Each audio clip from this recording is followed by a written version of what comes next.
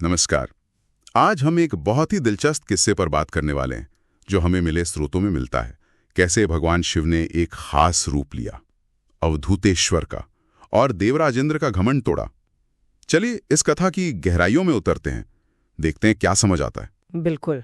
और ये सिर्फ एक कहानी नहीं है ना, इसमें अहंकार, परीक्षा, ईश्वर की लीला, बहुत कुछ है।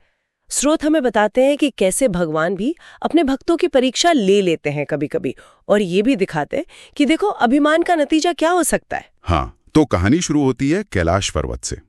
इंद्र, बाकी देवता और गुरु बृहस्पति भी साथ थे। सब लोग पहुंचे भगवान शिव के दर्शन करने। सब ठीक लग रहा था शुरू में, है ना? हाँ बिल्कुल। लेकिन शिवजी ने तय किया कि वो इंद्र की परीक्षा लेंगे। उन्होंने एक अवधूत का रूप धरा। अवधूत मतलब जो सांसारिक बंधनों से परे हों। वस्त्र भी नहीं पहने थे उन्होंने, दिगंबर रूप।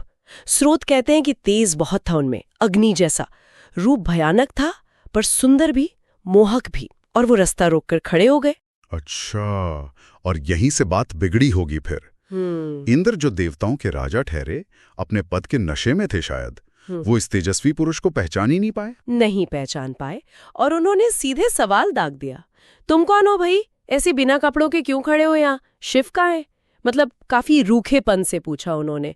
बार बार पूछते रहे। और शिवजी, उन्होंने क्या जवाब दिया? कुछ नहीं। वो अवधूत रूप में एकदम चुप, मौन, कोई जवाब ही नहीं दिया। ओहो, इस चुप्पी ने तो इंद्र को और गुस्सा दिला दिया होगा, अहंकार को ठेस लगी होगी। हाँ।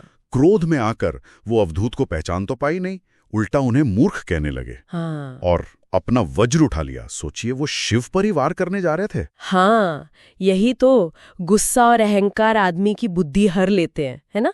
लेकिन शिव तो शिव है। जैसे ही इंद्र ने वज्र उठाया, भगवान शंकर ने क्या किया?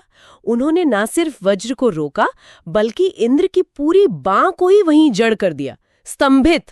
इंद्र अपनी बाहें हिला भी नहीं सकते थे। बाप रे। और फिर शिवजी का क्रोध भी तो भड़का होगा। भड़का, बिल्कुल भड़का। उनका तीसरा नेत्र जैसे खुलने को हुआ। तेज इतना बढ़ा कि लगा बस इंद्र भस्म हो ही जाएंगे। जिसे कहते हैं ना क्रोधाग्नि, क्रोध की आग, वो प्रकट हो गई। ये सब देखकर बृहस्पति जी ने कुछ किया। वो तो ज्ञानी है। हाँ, बृहस्पति जी, वो ज्ञानी है, देवताओं के गुरु हैं। वो ये अलौकिक तेज देखते ही समझ गए, फौरन समझ गए कि ये तो स्वयं महादेव है, कोई और नहीं। उन्होंने तुरंत हाथ जोड़े, स्तुति करने लगे और इंद्र को शिवजी के चरणों में गिरा दिया कि क्षमा मांगो। अच्छा, और प्रार्थना की होगी कि इंद्र को बचा लें। बिल्कुल। कहा, हे महादेव, ये आपकी शरण में है, इसकी रक्षा कीजिए। आपके माथे से जो ये क्रोध की अग्नि निकली है, उसे शांत करें। शरणागत की रक्षा की गुहार लगाई। तो क्या शिवजी मान गए? उनका गुस्सा शांत हुआ? शिवजी हंसे पहले तो। उन्होंने कहा, बृहस्पति, आंख से निकली क्रोधाग्नि को मैं वापस कैसे ले लूं? जैसे सांप अपनी केंचुली छोड़ दे तो वापस नहीं पहन सकता ना, वैसे ही।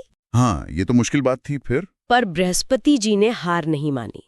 उन्होंने शिवजी की भक्तवत्सलता का वास्ता दिया।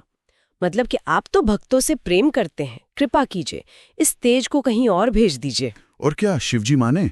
भक्त की प्रार्थना सुनी उन्होंने? हाँ, शिव प्रसन्न हो गए। उन्होंने बृहस्पति की प्रार्थना मान ली और बृहस्पति को वरदान भी दिया। कहा कि तुमने इंद्र को जीवन दिलाया है, इसलिए तुम्हारा एक नाम जीव भी होगा। अच्छा, ये वरदान मिला बृहस्पति जी को। और उस तेज का क्या हुआ? शिवजी ने कहा कि ये तेज देवता तो सहन ही पाएंगे, इसे मैं बहुत दूर फेंक देता हूँ। उन्होंने वो तेज पुंज, वो अग्नि अपने हाथ में ली। हाँ। और उसे दूर क्षार समुद्र में फेंक दिया, जो खारे पानी का सागर होता है ना, वहां। और समुद्र में गिरते ही क्या हुआ? उसका एक चमत्कार हुआ। वो तेज पुंज गिरते ही एक बालक के रूप में बदल गया। यही बालक फिर सिंधु का पुत्र कहलाया और इसका नाम पड़ा जलंधर। ओहो, ये वही जलंधर है क्या जिसके बारे में हम सुनते हैं, जिसे बाद में शायद देवताओं की प्रार्थना पर शिवजी ने ही मारा था? हाँ, बिल्कुल वही जलंधर। देखिए कैसा चक्र है। क्रोध की अग्नि से जन्मा और अंत भी शिव के हाथों ही हुआ। तो बस ये लीला करके शिवजी अवधूत रूप में अंतर्धान हो गए, गायब हो गए।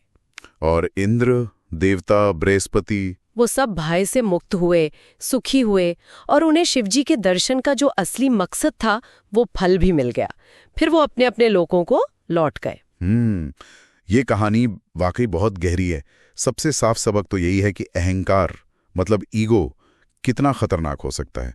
बड़े से बड़े ज्ञानी को, शक्तिशाली को भी अंधा कर देता है। बिल्कुल सही।